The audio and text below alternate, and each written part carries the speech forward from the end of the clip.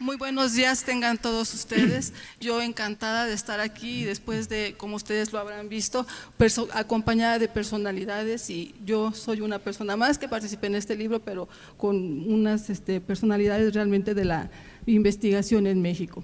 Miren, el libro que yo les voy a presentar se llama Temas de arboricultura, árboles, arbustos, palmas y frutales para las ciudades. Este libro fue coordinado por la doctora Alicia Chacalo Ilu, que déjenme comentarles que es un privilegio. Ella me invitó desde un principio, desde que lo tuvo en su cabeza, y para mí fue un verdadero placer. Quien la conozca sabe que tiene una entrega y una pasión infinita por los árboles, y bueno, siempre tiene un gran compromiso con el arbolado en la Ciudad de México. Y bueno, y los editores funda también la misma doctora Alicia Chacalo, la maestra Aurora Chimal y el doctor Víctor Fuentes Fraxanet. Quiero comentarles que este libro tardó un buen tiempo en ver la luz, ¿verdad? Y finalmente, cuando lo hizo, salió en 2 tomos. El tomo 1, en donde vienen varios ensayos, 16 ensayos, y tuvimos la oportunidad de, como tardó 6 años en salir, pues que tuvimos muchos revisores, así de verdad, personas expertas en la materia, y que nos pudieron dar excelentes observaciones y que realmente enriquecieron el primer libro, y que es el que yo les voy a comentar, y que vienen varios temas relacionados con el arbolado urbano. Ahora, fue gracias a la participación y al patrocinio de varias instituciones amigas y amigos y asociaciones que permitieron que este libro saliera a la luz. Y pues tenemos, para empezar, la Universidad Nacional Autónoma de la doctora Chacalo, la PAOT, Era Verde, Genford,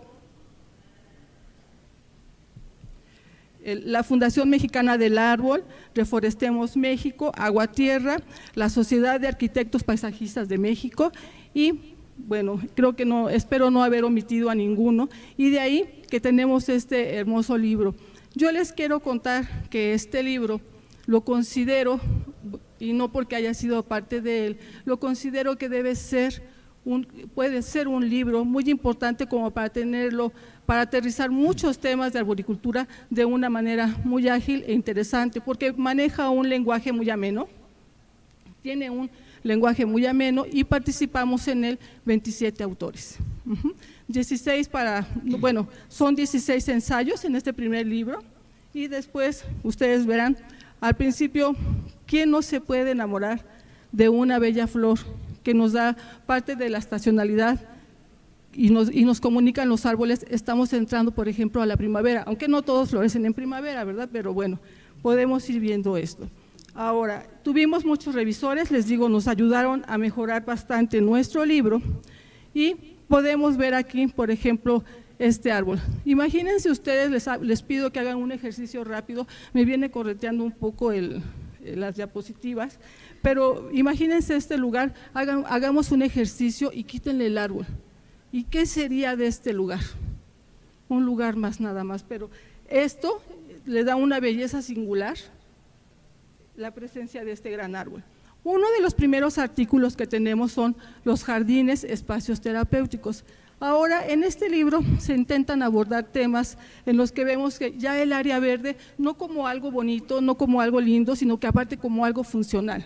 Y nos hemos dado cuenta que los espacios terapéuticos son muy importantes y ayudan a las personas a relajarse, a lograr ese equilibrio espiritual, mental y físico tan necesario en nuestras ciudades. ¿Qué es el gran problema? Que casi en México esto no es muy habitual, pero sin embargo ya tenemos algunos hospitales que tienen áreas verdes, y muchos estudios han demostrado que cuando hay áreas verdes bien diseñadas, los pacientes se recuperan más pronto, ocupan menos antibióticos o menos píldoras o medicamentos para el dolor, y se sienten mucho mejor. ¿Y quién no quisiera, por ejemplo, estar en este jardín de Singapur, ¿no?, que nos ofrece, aparte de todo, una gran belleza? Les digo que me está correteando esto. Ahora, otro capítulo que tenemos es México y sus centinelas del tiempo. Creo que en parte por este foro, es que este foro de esta cuarta semana estamos precisamente por esto, porque se está celebrando justamente los Centinelas del Tiempo y vemos que Reforestemos México hizo un concurso de fotografía bianual, en donde se van registrando, se invita a la gente a través de fotografías a participar con ellas y a que digan, aquí tenemos un árbol espectacular, queremos que lo conozcan. Y justamente así es como ha sido. Llevan desde el 2005, creo que 2007 me parece que arrancó este programa, y obviamente ya se tiene un registro de árboles monumentales nacionales muy importante, y que ha logrado que la gente quiera sus árboles, como estos ahuehuetes. Imagínense esta galería de ahuehuetes, ¿quién no quisiera conocerla? Pero muchas veces solo lo conocen la gente local, pero no los que nunca tuvimos la fortuna de pasar por ahí, pues simplemente no los conocemos. Entonces, esa era una de las grandes, de lo que se esperaba hacer, de encontrar un registro y además hacer algo a nivel jurídico para poder trabajar con estos árboles y recuperarlos y conocerlos. Permítanme. Ahora, otro gran capítulo que tenemos son 10 acciones para implementar un plan de manejo de arbolado en una institución. Este capítulo para mí vale muchísimo porque la doctora Chacalo nos comparte sus más de 20 años de experiencia en un comité de áreas verdes, todo lo que ha hecho en su escuela, en su alma mater, yo creo, en la Guamas Capozalco, que yo los invito, les comentaba, si tienen alguna oportunidad, véanlo. Realmente este comité ha hecho maravillas y en 20 años, tal vez suene mucho 20 años, pero realmente con los resultados que se han tenido, yo creo que bien valen la pena. Es una punta de lanza, es ver cómo se puede trabajar las áreas verdes. Véanlo ustedes aquí, se han logrado cosas muy significativas. Realmente se tenían muy pocas especies representadas y ahora se ha aumentado la paleta vegetal, y además ella en este decálogo son 10 puntos bien importantes, pero siempre les enseña cómo acercarse a las autoridades, cómo es importante incluso también incluir a los estudiantes, a todos los grupos administrativos, etcétera, para poder tener unas buenas áreas verdes. Y les digo, si tienen la oportunidad de ir a la Guamas Capozalco, háganlo, es de verdad preciosa. Y yo he participado arreglando varios proyectos y en verdad sí me congratulo porque es muy bonita la Guamas Capozalco.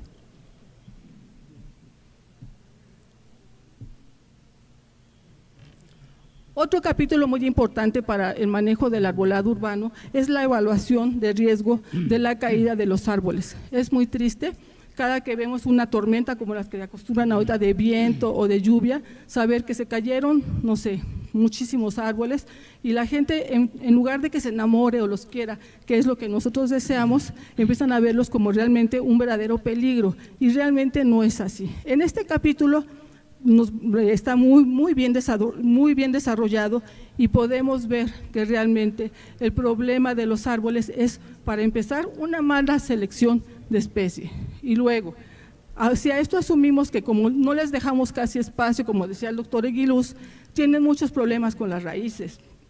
Cualquier cosa que hacemos, les dañamos las raíces y luego nos podemos sorprender porque se caen, pero vean ustedes aquí cómo se limitó el espacio para el desarrollo de las raíces. Realmente no se le dejó, no se le permitió tener. Yo ahorita lo oía que él decía que es muy importante fertilizarlos, pero realmente ni siquiera hay un espacio suficiente como para poder fertilizarlos, ¿no? Me está persiguiendo, espérenme. Y bueno, en este capítulo los autores nos dicen que para empezar y evaluar si un árbol es de riesgo o no, lo importante es hacer primero un examen de ojo, o sea, un examen visual externo y darnos cuenta que cómo está nuestro árbol. Tiene varios signos que podemos ver, revisar las raíces, revisar el tronco, revisar la fronda y de ahí podremos darnos cuenta si realmente el árbol presenta o no problemas. Y además, si después a esto le aunamos que podemos hacer evaluaciones ya matemáticas, podríamos darnos cuenta si realmente un árbol está en peligro o no.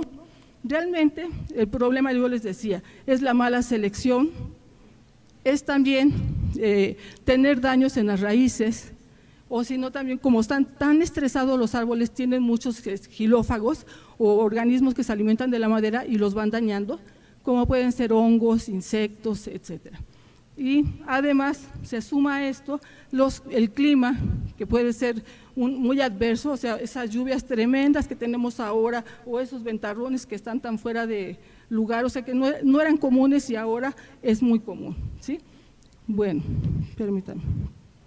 Entonces, evaluando esto es como podríamos darnos cuenta si un árbol es de riesgo o no lo es.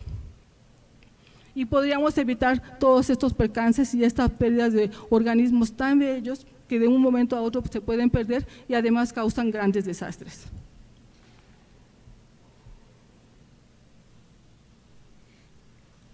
Otro artículo también que es muy interesante en el libro es el composteo doméstico en pleno siglo XXI. Como les digo, el libro tardó más de 6 años en salir, pero se calculaba más o menos que en el 2010 cada persona genera casi 1 kilo de basura y de esa basura orgánica, imagínense si somos más de 100 millones de mexicanos, es muchísimo. Y si empezamos a trabajar desde nuestras casas para ir separando la basura orgánica y haciendo composteo, podríamos evitar una gran acumulación de materia orgánica o de basura que podríamos trabajar nosotros y lograr un rico humus, y inclusive evitar también, por ejemplo, estar comprando tierra y que se esté gastando o trayendo de lugares donde se hace falta, como en los montes o en los bosques. Bueno, el modelo que tenemos aquí en estas fotografías es un modelo que se ha seguido en la UAM y que ha funcionado perfectamente. Aquí podemos ver grados, diferentes formas, pero en el artículo del libro, bueno, se van a encontrar estas fotografías, pero también nos dicen que es tan fácil el composteo como desde tener una cubeta o un huacal en la casa, dependiendo de cómo queramos nosotros comprometernos a estar manejando la composta desde casa. Les digo, este modelo es en la UAM y fíjense lo interesante y lo que hemos visto que funciona muy bien, bueno, sobre todo la doctora, es involucrar siempre a la población estudiantil. Véanlo, realmente ellos son los que lo hacen y se comprometen generalmente, ¿no? Y entonces lo que se logra es tener un buen mulch o un buen humus para enriquecer nuestros propios suelos de la misma UAM. Y no tenemos que estar comprando tanto fertilizante ni nada, porque obviamente se produce mucho mulch. Aquí tenemos todo el grupo y claro, van cambiando con el trimestre o cuatrimestre, pero siempre encontramos quien se comprometa y esté trabajando para obtener este mulch. Otro capítulo muy interesante es el sistema de raíces, porque a pesar, siempre pensamos en los árboles, pero sobre todo en la ciudad la raíz no la alcanzamos a ver, es como la caja negra, como que es una serie de secretos, pero que realmente nosotros no vemos, y entonces pensamos muchas veces, como no la veo, no existe. Y entonces generalmente también las obras principalmente a lo que dañan son las raíces. Y como decía el doctor Eguiluz, las aceras están diseñadas para caminar, no para los árboles, ¿no? Y entonces pues se van haciendo cada vez más y más problemas para los árboles. En este capítulo está muy bonito, viene desde cuáles son todos los tipos de raíces que hay, sus funciones, y bueno, y si hay obras, ¿qué podemos hacer para poder tratar de dañar lo menos posible? Como esto se ha practicado en la UAM, pensé que era mi señalador, se ha hecho en la UAM, permítame, que cada que se tiene que hacer una obra y involucra mover suelos, se hizo más que romper las raíces como siempre se hace, hacer túneles para lograr que estas raíces que van a sostener al árbol se protejan y no tener a la temporada siguiente o con el tiempo árboles caídos. Y además también se les protege precisamente con la composta o el mulch que se logra del capítulo anterior. ¿Sí se fijan? Y aquí si se dan cuenta, son estudiantes que están realizando estas tareas. Y esto ha sido bonito porque ellos se involucran y lo sienten parte de ellos. Pero también otro capítulo que tenemos ya es el composteo de residuos sólidos orgánicos de la Ciudad de México. Es muy interesante porque en el bordo poniente es el composteo más grande de la ciudad y bueno, de hecho del mundo. Recibe una cantidad increíble de materia orgánica y ha sido muy interesante como lo manejan sus autores porque realmente están aprendiendo sobre la marcha. No se había hecho esto a la escala que se hace aquí y entonces se han dado cuenta que es muy interesante, pero que hay que estar midiendo constantemente la temperatura, el calor, la humedad, etcétera, para lograr un buen humus, una buena composta. Sin embargo, ahora se ha logrado, incluso es aceptada por los estándares medioambientales de Estados Unidos y ahora se aplica este humus que se produce incluso en los parques públicos, en las avenidas, etcétera, para poder utilizarlo porque cumple con los estándares. Y yo leía y me impactó que incluso ya no nada más reciben materia orgánica, sino incluso hasta animales. Y como se alcanza tal temperatura, se terminan cociendo y bueno, y se capturan para encontrar un buen humus. Claro que lo que va variando son los tiempos en lograr un mejor humus, pero en eso se está trabajando. Bueno, aquí hay otro grupo de autores, como somos 27, era mucho ponerlos todos juntos y bueno, estamos por ahí entre las diapositivas.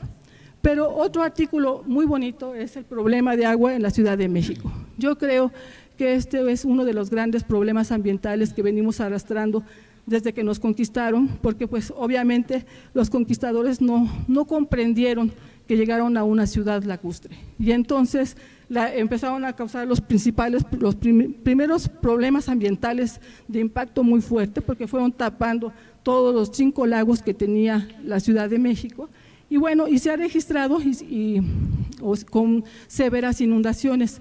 Hay inundaciones que duraron años en salir adelante, pero si lo piensan ustedes, cada que llueve, ¿cómo tenemos este problema? Porque todos hemos oído que el agua tiene memoria y entonces son 5 lagos y 45 ríos, como cuáles, el río Mixcoac, río Piedad, todos esos ríos pues eran de verdad ríos y ahora están entubados y realmente fue una manera de no conocer.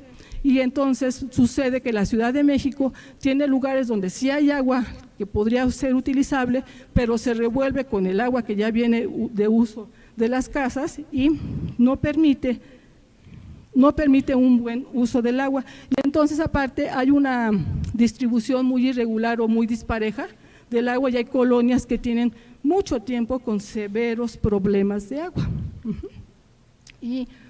Pero el artículo es hermoso porque también entonces nos dice que por qué no tratamos mejor de cambiar las políticas y de ver no cómo desalojar el agua, sino cómo irla capturando y mejorar su suministro para que sea algo mucho más equitativo y podamos seguir teniendo por mucho tiempo, por ejemplo, esta parte que es patrimonio mundial, las chinampas, ¿no? Únicas en el mundo, pero que realmente se ponen en peligro por la falta de agua o por la contaminación, porque el agua limpia no hay un programa que permita que se separe del agua sucia y ese es un verdadero problema para nuestra ciudad. Aquí tenemos otro grupo de autores.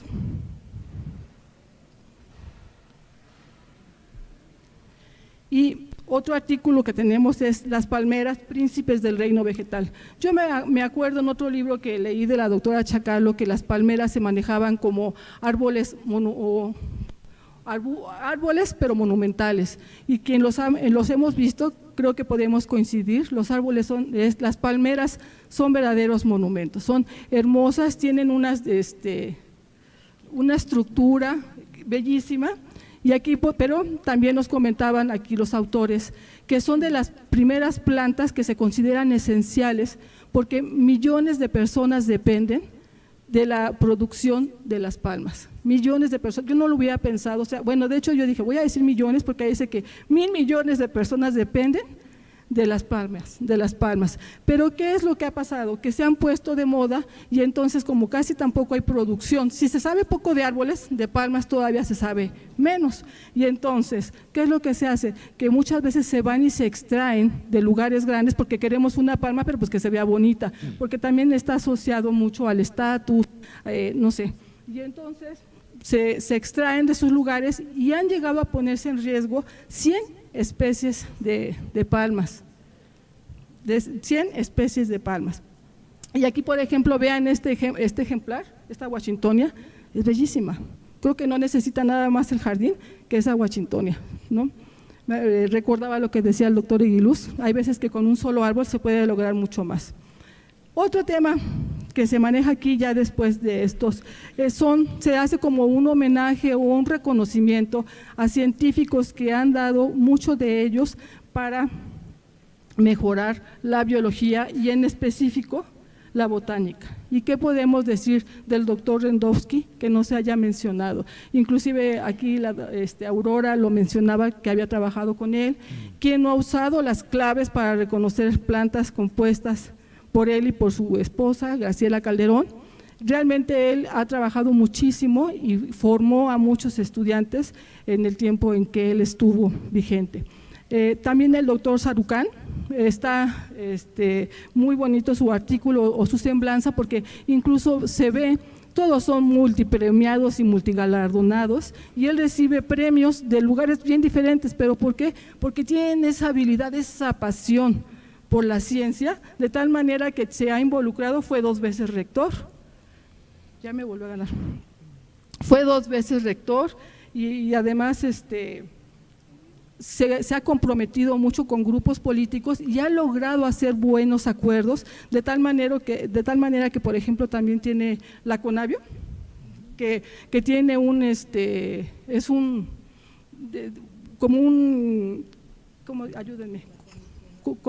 sí, la Conavio, pero son libros que tienen que desarrollan o que han puesto la biodiversidad de México de una manera espectacular. ¿Qué podemos decir del doctor Bay?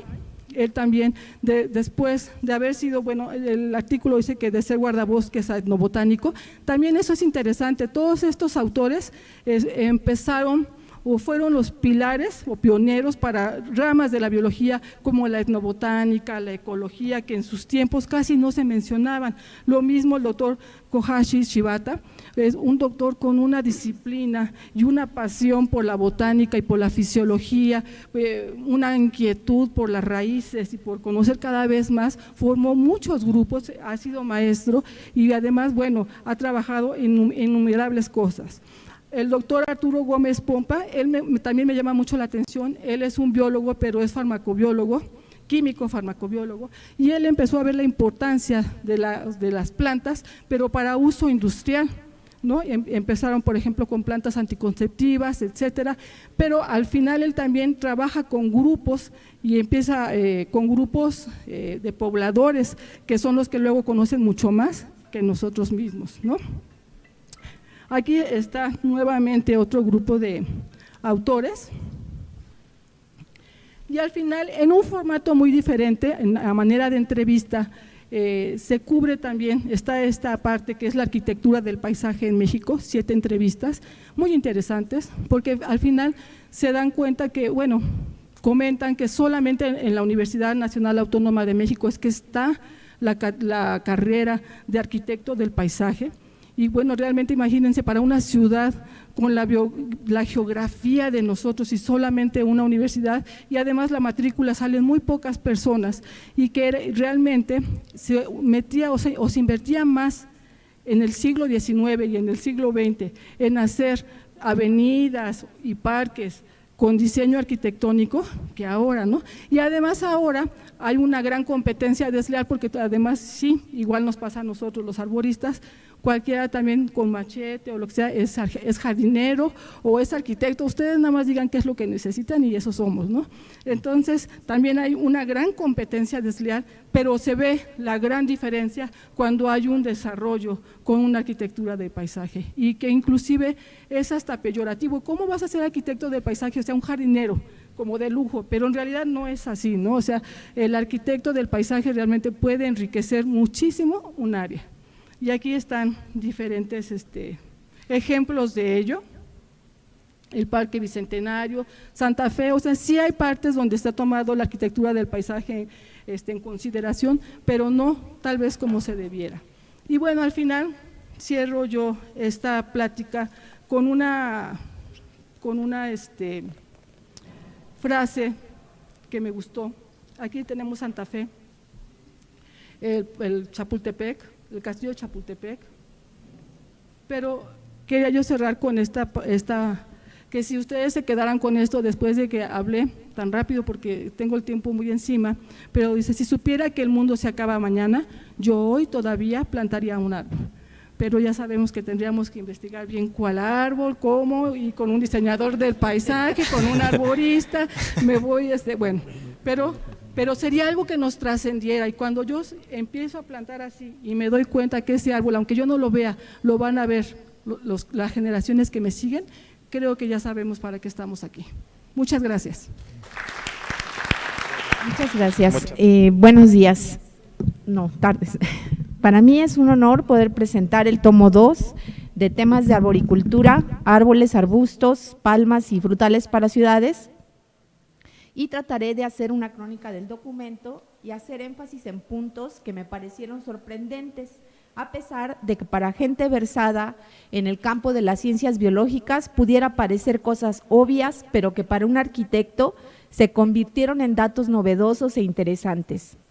El tomo 2 se divide en dos grandes secciones. Por un lado, presentado el trabajo por el maestro Víctor Corona, denominado Plantas leñosas y arborescentes, y la segunda sección sería el trabajo presentado por la maestra Aurora Chimal con la aportación y colaboración de varios autores, en donde se describen las especies y se presentan 100 fichas de especies de árboles frutales, arbustos, palmas y otros arborescentes.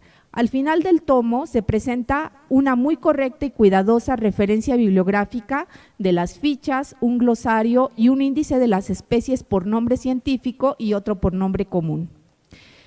Así que pues en la primera parte, presentada por el maestro Víctor Corona, habla sobre las plantas vasculares, aquellas que, recordando mis lecciones de biología de la secundaria, tomando en consideración que estudié la vocacional en ciencias físico-matemáticas y luego arquitectura, que es ciencias y artes para el diseño, como podrán ustedes pensar, no tuve la oportunidad de seguir abordando el interesante campo de conocimiento de las ciencias biológicas.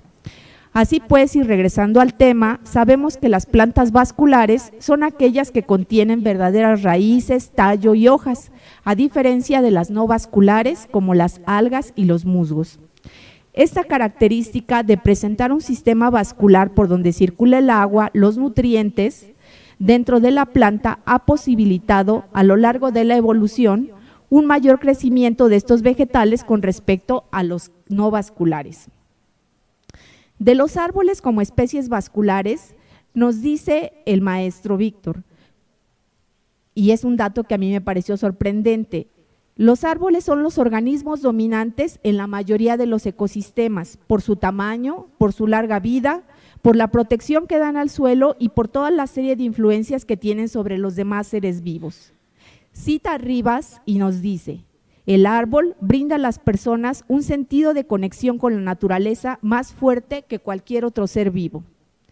Y yo podría citar a Burle Marx, ese extraordinario paisajista brasileño, incansable investigador y reivindicador de las especies autóctonas de su país, Brasil, y que trabajó con el que yo denomino el Dream Team, junto con el arquitecto Oscar Niemeyer y el arquitecto Lucio Costa, en el diseño de un nuevo tipo de espacio, abierto, cerrado, y que rompieron los moldes neoclásicos y academicistas que privaban en Brasil a inicios del siglo XX, para generar obras magníficas como el Palacio de Gobierno en Brasilia, el Museo de Arte Moderno y el Paseo de Copacabana en Río de Janeiro, los jardines de la UNESCO en París, por citar solo algunos ejemplos de la simbiosis entre espacio abierto, cerrado y semiabierto.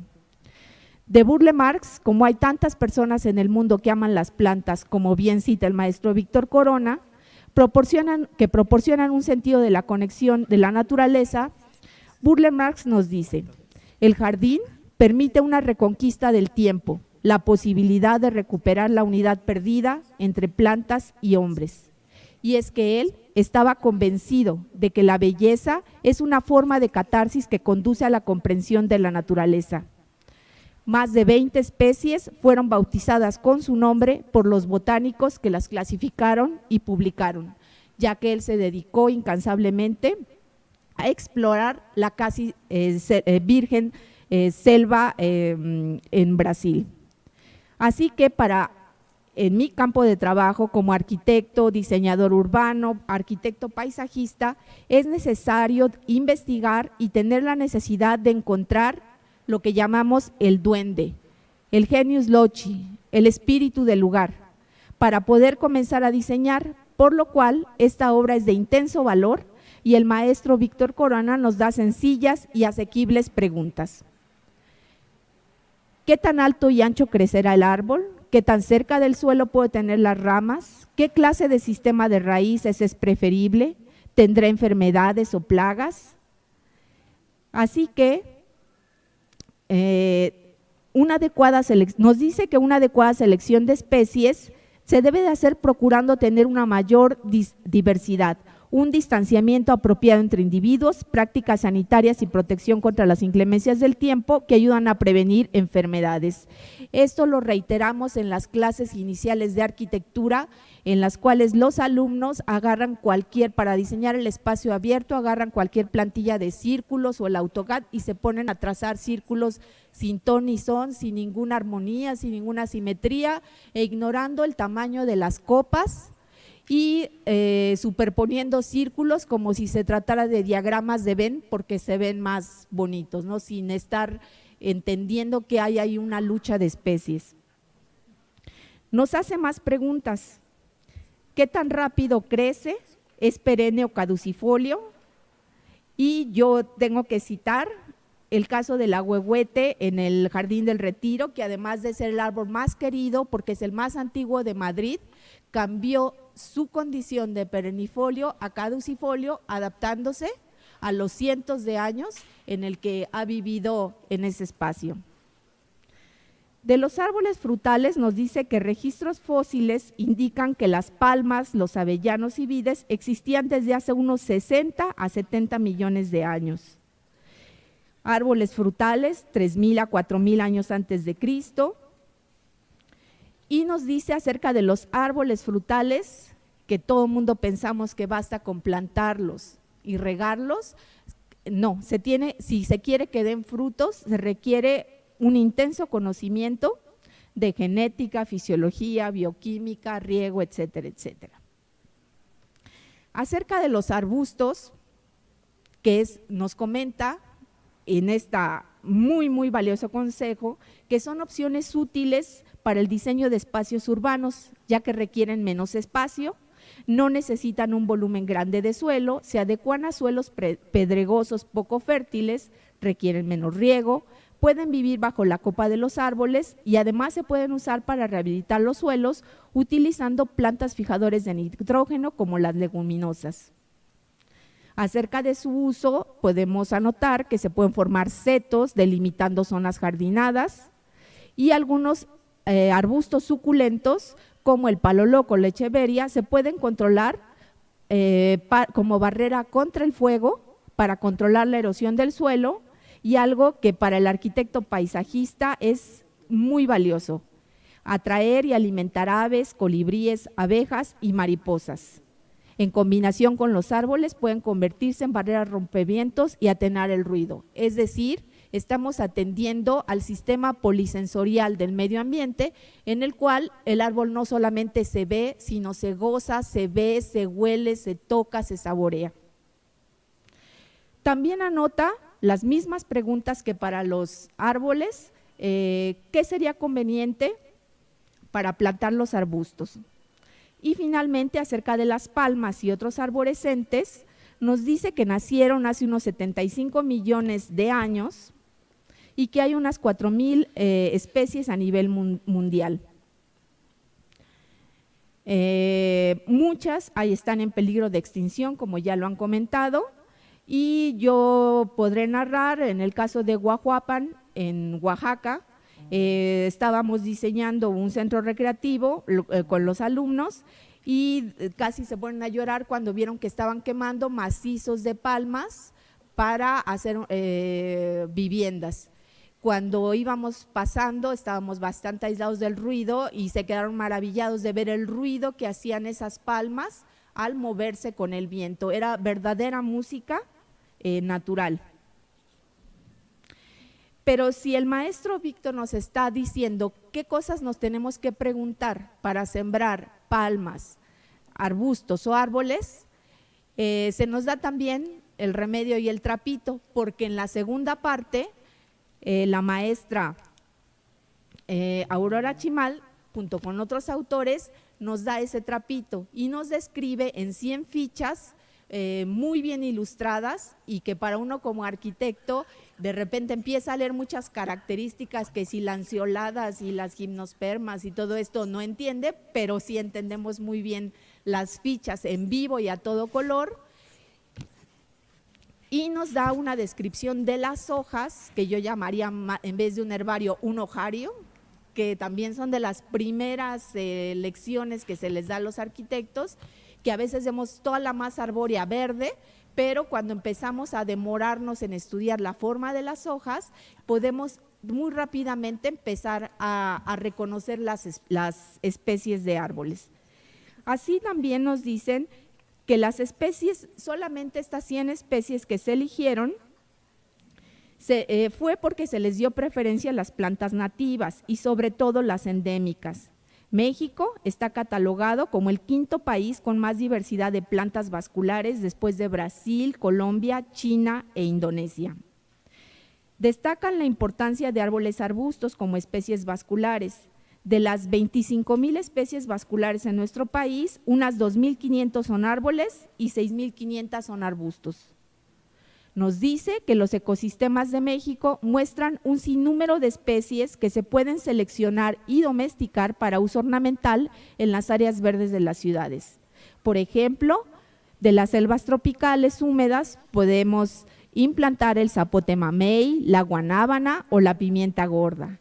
De la selva baja, caducifolia, los copales y el huizache. Del matorral espinoso, la acacia o la yuca. Y de las regiones templadas, Pinus y Quercus. También se describen especies introducidas de otros continentes como el ciruelo, el chabacano, el peral o el durazno. Se calcula que 123 especies de árboles han sido introducidos en la Ciudad de México. Finalmente, aunque es la mayor parte del volumen del tomo 2, por las fichas, en realidad es muy sencillo entenderlas, repito, para gente que no está versada en la materia y sobre todo para, en mi campo, alumnos de licenciatura de arquitectura y alumnos de posgrado en paisajes y jardines, es realmente muy sencillo entenderlas. Las 100 fichas, 33 de árboles, 15 de frutales, 33 de arbustos y 19 de palmas y arborescentes, en donde nos narran de una manera muy sencilla, muy didáctica, muy visual, y es realmente un deleite hojear cada hoja, las características de cada uno de ellos en su origen, en su distribución, su altitud, su descripción, su corteza, sus hojas, sus flores, sus frutos y sus usos, así como sus requerimientos de cultivo, de propagación, de exposición, de temperatura, de suelo y de riego, distancia de plantación, plagas y enfermedades. En suma y en conclusión, puedo decir que este tomo 2 trae lecciones muy digeribles de biología y botánica para la arquitectura y en particular para el campo de las ciencias y las artes, que es increíble cómo la vegetación puede ser un punto de encuentro en común con la arquitectura, el diseño urbano, la literatura, que nos ponen mucho a leer en la maestría de paisaje, y la historia. A los que diseñamos el espacio abierto, nos interesa en primera instancia las cualidades de la forma de los elementos vivos de la composición. Y es que los arquitectos generalmente trabajamos con materiales inertes, que no tienen vida, y es el único elemento vivo con el que nosotros podemos trabajar, aquel que nace, crece, se reproduce y se enferma. Una palabra que todos los alumnos alzan sus cejas cuando les dice cuida que el árbol no se estrese, es que están trabajando con material vivo, y eso para ellos empieza una serie de descubrimientos. Así pues, este libro ha sido entre otros libros que ha escrito la doctora Chacalo, han sido motivo de gran apreciación por parte de los alumnos de Ciencias y Artes y se han convertido en libros de cabecera, y no dudo que tendrá un gran éxito, por lo menos eso sí estoy segura que entre los alumnos de diseño, por el acercamiento de las especies de nuestro entorno, por la bibliografía, por la calidad visual, y donde se puede hacer un reconocimiento de las especies con su nombre en español, el nombre científico e incluso en lenguas nativas como el Mic, el Zoque, el Maya, etcétera. Y felicitar a los autores por estos libros que desafortunadamente, como los trae uno en campo, luego acaban todos doblados, tachoneados, pero es que de verdad es un manual, son manuales de cabecera que se pueden deleitar, pero también son de gran utilidad para un campo que pues quizá pudiera parecer un poco ajeno a las ciencias biológicas como es el diseño. Muchas gracias.